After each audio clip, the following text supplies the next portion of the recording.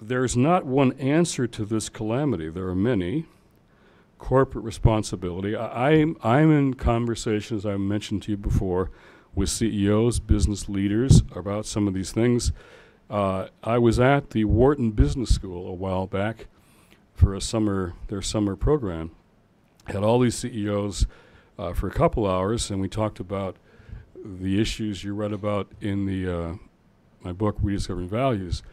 And at the end, they're very responsive. At the end, I said, I would like to be a fly on the wall and hear a conversation among you, between yourselves, of how we move from an ethic of endless growth to an ethic of sustainability. Those are two and different ethical choices. The nodding heads around the room from the business people suggested to me they didn't know the answer to that, but they thought it was the right question. The ethic of endless growth to the ethic of sustainability. There are very serious infrastructure issues here. Again, Alicia will help you more with that than I can. I think, 15% of our energy economy is based on renewables, or is it even that high? Okay, so 3%, but some of the goals have it only going to about 15%. If we wanted to change tomorrow, there isn't the technology in place to change tomorrow. So that's an issue all by itself. Right, right. So there are technical, infrastructure, industrial issues that are at stake here, to be sure.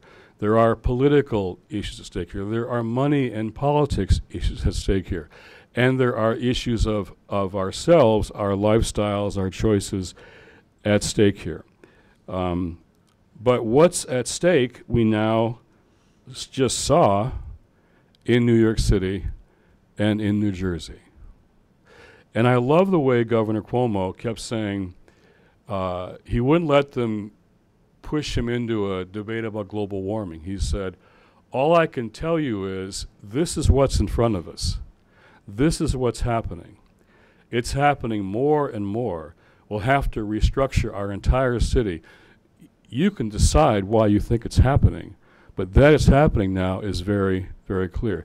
Don't you think why that's happening ought to have been a serious issue of debate in this presidential election? When Obama was asked, he said, yeah, it was interesting, curious why it never came up, why no moderator raised the issue. It was, but there were nothing in the rules of the debates that didn't allow Barack Obama or Mitt Romney to raise the issue, but neither of them did, even during the storm. What was the big political story? The story was the embrace of a Democratic president by the big arms of a Republican governor. That was the story. That was the interest. That was the headline. How the storm might help Obama in the final days of a campaign.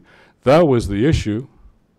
Where was the conversation about what the storm means for ourselves and our kids and our future? So, I've said before and I'll say it again, politics will be controlled always by one of two things: money or movements. I have a piece in Politico today, in the print version of Politico. I'm not sure what they called it, but my title was "The checks have the checks have replaced all the balances in our public life." You can't put the values back into politics until you take the money out of politics. Politico's worried about the money, hence they chose today to run this piece. Money in politics is the unspoken issue of this election campaign. We've never had a more expensive election ever in our history, not even close. And politics will be controlled by the money, or it'll be controlled and shaped and changed by social movements. Either money or movements. We've been talking in this class about how the things that have changed in terms of civil rights, abolition, women's suffrage, so many things have been changed by movements. Movements that finally even changed politics. Immigration. I think immigration reform, as we talked about that at length in this class, I think we have a chance of changing the immigration system. Even no matter who wins the election, we have a better chance of changing it now than before. And the story I told you about how the faith community helped to leverage the action to defer action against deportation against young people who came before they were 16, all of that shows how politics can be changed from the outside. I had a meeting at the White House on Friday about this fiscal cliff conversation we're about to have, and with Gene Sperling, who's the director of economics for Obama, and they are utterly frustrated by the paralysis, Republican Democratic paralysis, and he said, unless there's some momentum from the outside, we're just going to run off this fiscal cliff. Politics will be changed, will be controlled by money or changed by movements, one or the other. And I think if the issue of money in politics isn't a part of your generation's social movement to change politics, or if the environment isn't a part of your generation's movement to change politics, we're going to see what happened in New York again and again and again and again.